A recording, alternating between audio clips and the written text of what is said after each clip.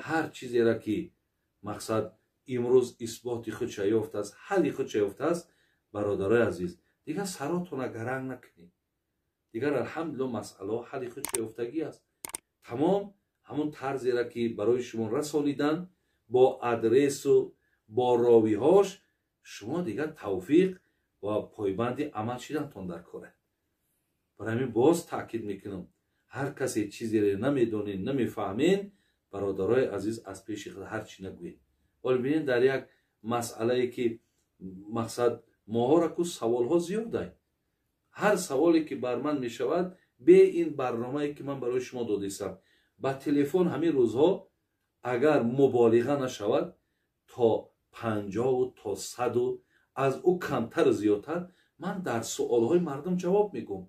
انشاءالله سخن من هر کسی که شنود شاید تصدیق کند که منم سوال دادم، جواب سوال ما گرفتم.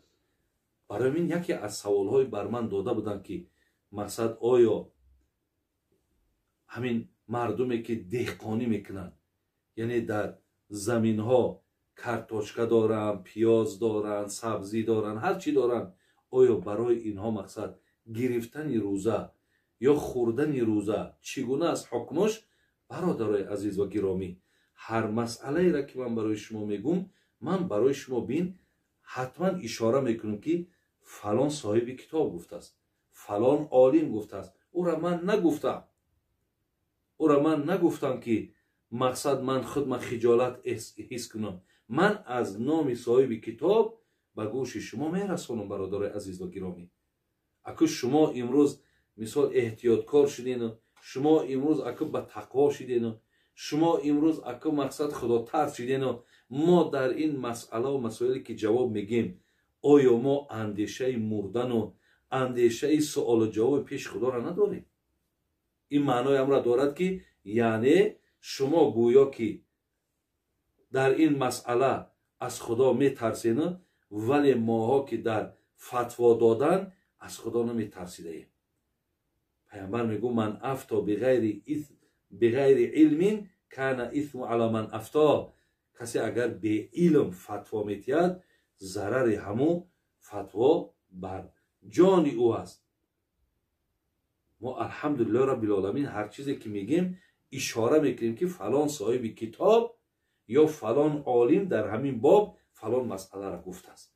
برای این بعضی مردمی که شما اجازت دادین، شما مردم خوردن رخصت دادین، این همه دهقانا خوردستن، من برادری عزیز کسی میخرد نمیخرد در این یگان مسئولیت ندارم. هر چیزی را که بسم الله الرحمن الرحیم،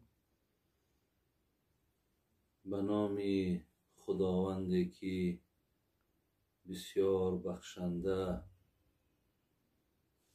و بی نهایت پوزش پذیر است. السلام علیکم و رحمت الله و برکاته. برادران عزیز و گرامی، مادران و خواهران عزیز، الحال در این لحظه که من قرار دارم به خواهش این برادرانی که نزد من آمدند و خواستند که چند سوال هایی که پیشم بود من برای اینها جواب گویم، از بس که وقت ما فراهم نیست و امکانیت زیاد سوال ها را جواب گفتن نیست، به خاطر اون که آمدگی اینها هم بیهوده نشود، بیفایده نشود و اینها هم دست خالی بر نگردند، زیرا از راه دور آمدند. خواستم یک چند سوال های را که در دقیقه های اندک گفتم که برای خاطر وقتی کم بودن من به شما جواب میگردانم. انشاءالله وقتها که اگر فراهمتر شد و وقتها انشاءالله که بر ما دست داد، من برای شما در بیشتری از سوالهاتان جواب میگردانم.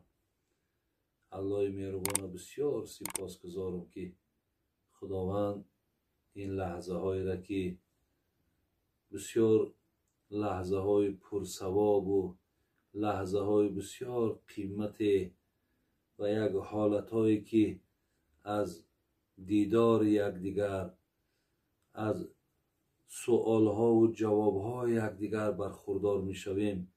برای این لحظه ها بسیار الله مهربان سپاسگزارم و از خدای مهربان دعا میکنیم که خداوند باز هم برای این سوال و جواب، برای این پند و نصیحت ها شرایط ها بسیار فراهم شود و از الله مهربان دعاگوی او هستم که بعد شنیدن این پندها و این مصلحت ها خداوند باز هم محبوبیت ما و شما را به سوی دینش زیاد بگرداند. یک قصه از جناب مولوی جنونی به یادم آمد. میخواستم در آغاز این سوال هایی که من برای شما جواب میگردانم برای شما خوانده دهم و آن چیزی را که حضرت برای ما در داخل این مصرع ها گذاشته است تا از اینها ما و شما پند بگیریم. حضرت میگه چونین نقل است اندر ساعتی روز، جنید اندر رهی میرفت با سوز. بناگاه دید آن ملعون شیطان، به مکاری شده چو طفل عریان. جهت در گردنی هر کس سواره، جنید انداخت سوی او نظاره. بگفت ای لعنتی شرمی نداری، که خود را بر سری مردم براری. برادران عزیز، جناب مولوی میفرماید، جنید الله بغدادی میگه شیطان که خودش در هر صورت برادرای عزیز تبدیل داده که میتواند، میگه شیطان خودش به صورت یک کودک گردانده بود و مردم از بس که در گویم طبع ما و شما و در قلب ما و شما که بسیار نوازش کودک وجود دارد، میگه هر کس برداشته و بوسش میکرد و هر کس با موافق خودش همون کودک نوازش میکرد، حالان که این کودک میگه همون شیطان بود. وقتی جنید که میگه بنده بسیار گویم قلبها که پاک بود، بنده های با خدا که راست بودن، میگه شناخته شد و طرفش گشت گفت، بگفت ای لعنتی شرمی نداری، که خود را بر سری مردم براری. گفت هیچ شرمت نمی آید، تو از نزد خدا مردود شدی، ملعون شدی، مرجوم شدی. با آمده از پشت همی فرزند آدم تو همه قدر قیمت از دست دادی، با آمده در گردن همین بنده های خدا سوار میشه. برادرای عزیز، ابلیس و جنید بغدادی چی جواب گفت؟ بگفت ابلیس مردم نیست اینها، چو گاو و خرچران در روی دنیا. بود مردم همان قومی جگر ریش، که رای حق پرستی کرده در پیش. که من دایم جگر خونم ز ایشان، ز زود و طاعت و آن خلق ایشان. برادران عزیز، ابلیس چی جواب گفت؟ گفت جنید اینهایی را که من سوار می شوم، اینها را تو مردم نشمار. گفت اینها چو گاو و خرچران در روی دنیا. گفت اینها از زمره مو گاوچرانا و خرچرانا هستند. بود مردم همان قومی جگر ریش، که رای حق پرستی کرده در پیش. گفت مردم من اونهایی را می شمارم که مثل تو برین نفرهایی که من میشناسین، من هر زیلی که خدمت کنم مرا میشناسین. مردم آن کسانی هستند که همیشه اونها قلبهای پاک دارند، اونها زبانهای زیبا دارند، اونها معامله های خوب دارند، اونها الله مهربانشون میشناسند. از خدای مهربان خواهان هستم که خدا ما را از زمره همون مردمانی بگرداند که حقیقتا از نیرنگ ها و از بدبختی های این ملعون، این ابلیس ما آگاهی داشته باشیم. ما را خدای مهربان از زمره بندگان بگردان که همیشه پایبند عبادت تو باشیم. در هر یک حاضر و ناظر خدای مهربان همیشه در پیش نظرمان تو را تصور کنی. و الله مهربان گذشتگان ما رحمت و مغفرت کن. خدایا بیماری ها ما شفای کامل ده. خدا ملک و مملکت ما آباد و زیبا بگردان.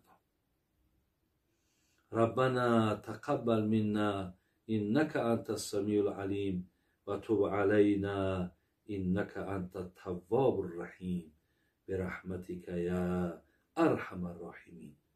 برادران عزیز و گرامی، میایم به سری یک چند سوالی که از بس که وقتم گفتم که زیغتر است، تنگتر است، من برای شما بعضی جوابها را یا سوالها را جوابهاشو میگردانم.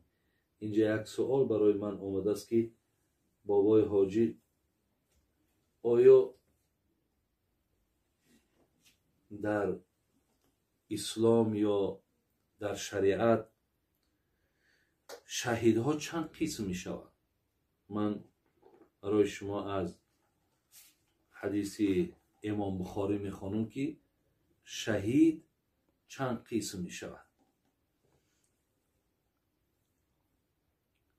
باب بیان شهدا هست. در بیان شهدا میگذرد.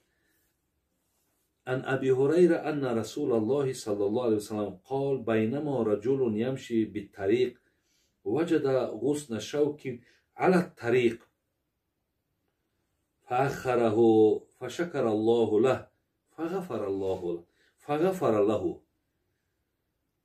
میگه حضرت ابو هریره میگه زمان یک مرد میگه از راه میگذشت و یک خاری را که به سر راه افتاده بود میگه دور انداخت و خداوند باز شکرگزاری کرد. میگه الله مهربان در مقابل این کار خیرش این الله مهربان در حال میگه گناهاش را بخشید. ثم قال الشهداء خمسة المطعون والمبتون والغریق و صاحب الهدم و الشهید فی سبیل الله. برادر عزیز، بعد از آن میگه پیامبرمان چی گفت؟ گفت که شهدا، شهیدها 5 قسم میشن. یکم المطعون. مطعونش برادر عزیز چگونه گفتیم که مطعون همین وبا را میگن، یعنی خوش به حال آن بندگانی که در این بیماری برادر عزیز این دنیا را پدرود گفتند. چگونه که حدیثی که بسیار مشهور و معروفی که از زبان بسیاری از داملاها شنیدیم، الطاعون شهادت لکل مسلم. وبا هر کسی را که از بین برد او به درجه شهادت دنیا را پدرود میگه. یک نوع شهید برادران و خواهران عزیز انمین است که وقتی انسان از همین بیماری میگذرد او درجه شهید میبرد. 2 والمبتون، کسانی که برادران عزیز با گوییم که شکم درد ای دنیا میگذرند، یعنی کسانی که بیماری شکم درد میشوند و با همین بیماری از دنیا میگذرند، اینها هم درجه شهادت میبرند. 3 والغریق، کسانی که در آب غرق میشوند. این غرق شده های در آبم این 3 نفری هست که درجه شهادت دارد. و صاحب الهدم، یا کسی که زیر یک عمارت است، زیر یک دیوار است، زیر هر چیزی که میماند، یعنی در زیر همون هر چیزی که نباشد وقتی باقی میماند و در همونجا جان به حق تسلیم میکند، او هم درجه شهادت میبرد. 5 و شهید فی سبیل الله، 5 شهیدی که اونها در راه خدا کشته میشوند. این 5 نوعی هست که برادران و خواهران عزیز که گوییم شهیدها با 5 قسم تقسیم میشوند برای شما گفته گذاشتم. اینجا یک سوال دیگر هم آمده است در باب همین طلا. مقصد آیا همین طلاهایی که در دست زنهای ما یا در دست مردهای ما هستند و گوییم اندازهشون یا حجمشون به چند مقدار برسد که از او ما زکات میتیم. یعنی خواهرای ما، مادرای ما، هر کسی که برادرای عزیز گردنبند دارد، دستبند دارد، گوشوار دارد، غیر همون دندانهایی که مثال در دندانشون هست، یعنی گوشوار و دستبند و دیگر گوییم تلاواری که مادرها و خواهرها دارند، از 85 گرم خب تا حتی 90 گرم هم در محمود الفتاوا و دیگر کتاب ها در بابشان بسیار در مسئله وزن ها و در مسئله مقصد چی مقدار بدنشان چند نوع آمده است. لیکن از همین 85 گرم گوییم آغازش بالاش تا 90 گرم، یعنی از 85 گرم طلا اگر کدام شما داشته باشین 2.5 گرم باید که زکاتین می شود که مقصد همون 2.5 گرم با پول بازار می گردانین، چه مقداری که شود باید زکاتین. لیکن در خانه اگر ظرف های طلایی داشته باشین، اگر به نیت تجارت باشن، از اونا هم وزن میکنین که اگر به همین وزن رسد شما زکات میتین، که اگر به این وزن نرسد شما زکات نمیتین. یا به مقصد زیباگی خانه باشد، اینجا هم زکات داده نمیشود. دیگر از نقره هم گفتن از طلا 20 مثقال است که برابر به 85 گرم میشود. لیکن از نقره مقصد 200 درم است که برابر به 595 گرم می شود. از 595 گرم نقره 15 گرمش باید زکات داده شود. دیگر در اینجا سوال کردن که مسئله تهجد مقصد چند رکعت است، حکمش چیست؟ برادرای عزیز و گرامی، من قبلا در گردی نماز تهجد برای شما معلومات دادم که نماز تهجد چگونه که سر و صداهای بلند شد که گویا که پیامبر نازنینمان فقط و فقط در رمضان همون 8 رکعت تهجد میخوانده است. دیگر مقصد یگان نماز مثال بغیر همون 8 رکعت تهجد نمیخوانده است. حال آنکه مقصد نمازهای رمضان پیامبر عبارت از 2 نماز بود، هم نماز تراویحش بود، هم نماز تهجدش بود، که من در برنامه پیشتره کمی بیان کرده بودم. ولی از 2 نماز در یک شب هم که در گوییم که اسنادهای حدیث به حسن و به جید می رود که در یک شب 2 نماز هم بود، یعنی نماز تراویح را می خواندن، با آمده قسم آخری شب در چیکار میکردن؟ نمازهای با تهجد چون هم میخواندن که ایرا حتی در سنن ابو داود هم همون البانیه که گوییم حتی بالاتر از همه بزرگا و از همه عالما میدانند، همون حتی اسنادی در یک شب 2 نماز خواندن هم صحیح میگد برادر عزیز. زین لحاظ یعنی حتی دعواها بود که پیامبر در رمضان و غیر رمضان از 20 رکعت گویا زیاد نمیخوانده است، از 11 رکعت زیاد نمیخوانده است. حالا که ما از حدیث ها ثابت کردیم که حدیث 1147 امام بخاری اگر به 11 رکعت رفته باشد از حضرت عایشه مادرمان، با حدیث 1170 خودی با همین امام بخاری اینجا با 13 رکعت رفت از خود عایشه مادرمان. با حدیثی که جناب امام بخاری از عبدالله ابن عباس آورد اینجا با 15 رکعت رفت.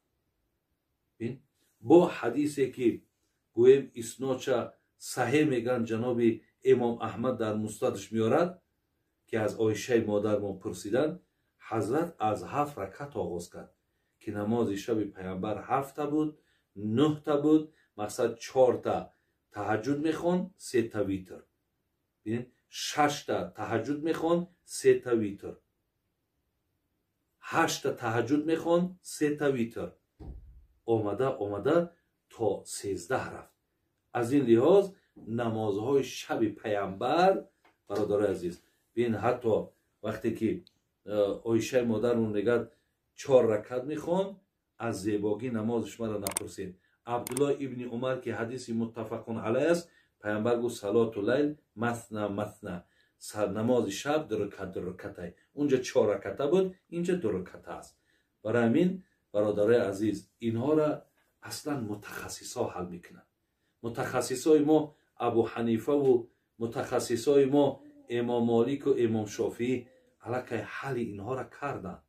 мо дигар эҳтиёҷи ба ин гӯем овозаву сарусадову фалони шайх инта гуфту фалони дигари инта гуфт, мо дигар ба ино эҳтиёҷ надорем. мо дарк кардем, мо фаҳмидем, мо хондем алҳамдулилло ки намози таҳаҷҷуди пайғамбар аз 2 ракат сар мешид то 12 ракат. ҳар касе ки агар хонад метавонад 2 ракатам хонад, метавонад 4 ракатам хонад, метавонад то 12 раката мақсад намози таҳаҷҷудро хонад. баъди ӯ 3 витри воҷибам ба 15 ракат анҷомш диҳад ки айнан кирдори пайғамбар аст. бинед аз ҷамъи ин қадар ҳадис, худо раҳмат кунад азизои мора, бузургои мора ки чӣ қадар меҳнатҳо карданд, дар байн ҳадиси бисёра мегузоранд. онҳо ки мутахассисанд, онҳо ки олиманд, аз байншон ҷудо карда метавонанд. барои ҳамин ҳар чизеро ки мақсад имрӯз исботи худша ёфтааст, ҳалли худша ёфтааст, бародарои азиз, дигар саротона гаранг накунед. дигар алҳамдулилло масъалаҳо ҳалли худша ёфтагӣ аст. тамом ҳамон тарзеро ки барои шумо расонидан бо адресу бо ровиҳош, шумо дигар тавфиқ ва пойбанди амал шидантон дар кор. барои ҳамин боз таъкид мекунам, ҳар касе чизеро намедонед, намефаҳмед, бародарои азиз аз пеши худ ҳарчӣ нагӯед. ҳоло бинед дар як масъалае ки мақсад моҳора ку саволҳо зиёдай. ҳар саволе ки бар ман мешавад, бе ин барномае ки ман барои шумо додистам, ба телефон ҳамин рӯзҳо агар муболиға нашавад, то 50 то 100 аз ӯ камтару зиёдтар ман дар суолҳои мардум ҷавоб мегӯм. иншоалло сухани мана ҳар касе ки шунавад шояд тасдиқ кунад ки манам савол додум, ҷавоби саволма гирифтам. барои мин яке аз саволҳои бар ман дода буданд ки мақсад оё ҳамин мардуме ки деҳқонӣ мекунанд, яъне дар заминҳо картошка доранд, пиёз доранд, сабзӣ доранд, ҳар чӣ доранд, оё барои инҳо мақсад гирифтани рӯза ё хӯрдани рӯза чӣ гуна аст ҳукмуш? бародарои азиз ва гиромӣ, ҳар масъалаеро ки ман барои шумо мегӯм, ман барои шумо бин ҳатман ишора мекунам ки фалон соҳиби китоб гуфтааст, фалон олим гуфтааст. ӯро ман нагуфтам ки мақсад ман худма хиҷолат ҳис кунам. ман аз номи соҳиби китоб ба гӯши шумо мерасонам. бародарои азиз ва гиромӣ, аку шумо имрӯз мисол эҳтиёткор шудену, шумо имрӯз аку ба тақво шудену, шумо имрӯз аку мақсад худотарс шудену, мо дар ин масъалаву масоиле ки ҷавоб мегим, оё мо андешаи мурдану андешаи суолу ҷавоби пеши худоро надорем? ин маънои амро дорад ки яъне шумо гӯё ки дар ин масъала аз худо метарсену, вале моҳо ки дар фатво додан аз худо наметарсидаем. пайғамбар мегӯ ман афто биғайри илмин кана исму ала ман афто. касе агар бе илм фатво метиҳад, зарари ҳамун фатво бар ҷони ӯ аст. мо алҳамдулиллоҳи раббил оламин ҳар чизе ки мегем ишора мекунем ки фалон соҳиби китоб ё фалон олим дар ҳамин боб фалон масъаларо гуфтааст. барои ҳамин ин баъзе мардуме ки шумо иҷозат доден, шумо мардума хӯрданша рухсат доден, ина ҳамаи деҳқоно хӯрдестанд, ман бародари азиз касе мехӯрад намехӯрад, дар ин ягон масъулият надорам. ман суоле ки мешавад аз ҳар бобе ки бошад, хонда бошум, илмша дошта бошум, ҷавобша мегӯм. надошта бошум, ҳамон васияти ҳазрати алӣ ки ҳар каса медид, чӣ мегуфт? мегӯфт бачам агар суолеро ки надонӣ бугӯ намедонам. манам агар надонам мегӯм намедонам. лекин аз баъзе ҳамин инсонҳое ки бародари азиз, аз баъзе ҳамин инсонҳое ки фитна меандозанд, бовар кунед қалбҳошон сиёҳ, аз баъзе инсонҳое ки даруношонда нафрат доранд. бин ҳамаи аз рӯи бадбинӣ аст. аз баъзе ҳамиҳое ки ҳамихелӣ мақсадҳо ниятҳои нопок доранд, не ки даҳани рӯзадор доранд, ҳамо баъзе деҳқоне ки рӯзаша мехӯрад дар замин кор мекунад, аз заминода болотару беҳтарад. худо раҳмат кунад ҳазрати румира мегуфт одамиро на ба ришу, на ба нутқу, на ба ҷон, тутиям нутқу, бузам ришу, харам ҷон дорад. одамиро ба ин баҳо наметиҳад. кас намедонад дар ин баҳри амиқ сангреза қадр дорад ё ақиқ. чизеро ки китоби худо, чизеро уламо иҷозат доданд, мо чӣ ҳақ дорем ки бародари азиз дар нисбати ӯ мақсад эрод бигирем ё камбуд бигирем. ман ҳамин қабоварӣ дорам бародарои азиз. оли бин ман як рӯз нонхарӣ рафтам дар пеши ҳамун нонпазҳо ки рӯзадор буданд бечоро, то нисфи рӯза кор кардан, мақсад мехостанд тарк кунанд. мардуми бисёр ҷамъ шида ба сари вора сиёсат дорад. шумо нона намепазен, шумо нона мақсад зиёд намекунед, мо бегаӣ чӣ бихӯрем? оли бинед моҳо рӯзадорем, мерем ба сари онҳора сиёсат мекунем ки яъне ту мақсад чаро нон намепазӣ ки мо бегаӣ мисол нонмона биёвем бихӯрем. ман боварӣ дорам бародарои азиз ва гиромӣ, ин гапҳоро ман ку ҳамаша ғараз медонам, ҳамаи инҳоро медонам ки инҳо аз рӯи бадбинианд. лекин афсӯс ки бисёр як мафкураи танг дорем. афсӯс ки бародарои азиз фаҳмишмон бисёр фаҳмиши лангай. барои ҳамин хотир дар масъалае ки илм надорӣ, бародарои азиз ва гиромӣ, ҳеҷ гоҳ мақсад баҳсу мунозира накун. ба ҳамун миқдори фаҳмиши худат хоб намедонӣ, бипурс. пурсиди ҷавоба гирифтӣ, марҳамат мисол тавфиқ дорӣ амал кардан бигир. аз ин лиҳоз ман масъалаҳои таҳаҷҷуда ҳам барои шумо рӯшан карда гуфта будам. вале намози таҳаҷҷуд бародари аз 2 ракат оғоз мешавад, болош 12 ракат. ҳукмша инҳо хоб намозҳое ҳастанд ки намозҳои мандуб мегем ё мустаҳаб мегем, хони савоб мегирӣ, нахони гунаҳгорӣ надорад. лекин дар инҷа як нуктаро ман гӯям, вале бисёри бародаро мегӯянд ки барои намози таҳаҷҷуда хондан бояд дасти пир бигирӣ. инаш бародарои азиз гапи зиёдтӣ аст. ин гапи зиёдтӣ аст ки то дасти пир нагирӣ, ту намози таҳаҷҷуд хондан наметавонӣ. агар ту мисол рафтӣ на дасти пир гирифтӣ, пири ту дасти кира гирифта буд? як ҳадиси рӯшани зебои хоб аз пайғамбари нозанин собит ки моро роҳоша нишон дод, вақтша нишон дод, тарзша нишон дод. дигар чӣ ҳоҷате ки ман рафта бо як одами дигар то иҷозат нагирам, намози таҳаҷҷуд ман хонда наметавонам.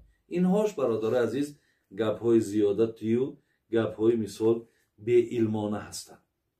лекин инҷа як чиза ман дидам, барои ҳамин ман нависонда гирифтам дар ҳадиси абу довуд, ҳадиси 5085 меояд ки мега ҳазрати мега шарики ҳавзанӣ пеши ҳазрати оишаи модармон омад, гуфт ҳамин пайғамбари нозанин пеш аз оне ки таҳаҷҷуд мехонд чӣ мегуфт?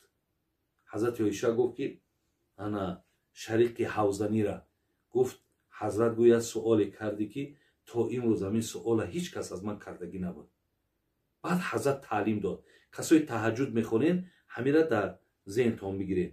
мега пешаи таҳаҷҷуд 10 бор аллоҳу акбар мегуфт, 10 бор алҳамдулиллоҳ мегуфт, 10 бор субҳаналлоҳи ва биҳамди мегуфт, 10 бор субҳанал маликул қуддус мегуфт, 10 бор астағфируллоҳ мегуфт, 10 бор ла илоҳаиллаллоҳ мегуфт, 10 бори дигар аллоҳумма инни аъузу бика мин зиқи дунё ва зиқи явмил қиёма. ана меёра мегуфту. баъд аз амин бародарои азиз ва гиромӣ пайғамбармон намози таҳаҷҷудча мехонд. анамин тариқи дурусти таҳаҷҷуд бародарову хоҳарои азиз ҳамин аст. инҷа як суоли дига омадааст ки агар занак ҳомиладор бошад شوهرش او را طلاقش کند. بعدا همین زن وقتی تولد میکنند تولد میشود بچه. آیا میگن که همین بچه تولد شد طلاق میبره، یعنی طلاق های بین میبره، همین حقیقت دارد؟ نه، این حقیقت ندارد. خواه بچه میکند، خواه دختر میکند، خواه دو بچه میکند، هر چی کند نکند، طلاق در جای خودش باقی ایستادگی است. با تولد او در طلاق یگان تغییرات خواهرای عزیز وارد نمی شود. خدای مهربان ایمانتون کامل کند، خاتماتون بخیر کند. از بس که گفتم وقتا بسیار تنگ بود و این برادر که راهی دور آمد و از ما خواهش کرد که خواهد یقل یک 3-4 سوال من جواب گردانم، من برای شما اینها را جواب گفتم. خدا خواهد یک وقتی فراهمتر بیاوم بیشتری سوال های شما را جواب میگردانم. اهدنا الصراط المستقیم صراط الذین انعمت علیهم غیر المغضوب علیهم ولا الضالین آمین. سلام علیکم و رحمت الله و برکاته. برادران عزیز، ثبت‌های نوی حاجی میرزا را هر روز سه‌شنبه و جمعه میتوانید از کانال نور تв тамошо кунед. ссилкаи канал дар описанияи видео дар омада обуна шавед ва интизори видеоҳои нав ба нави устод ҳоҷи мирзо бошед.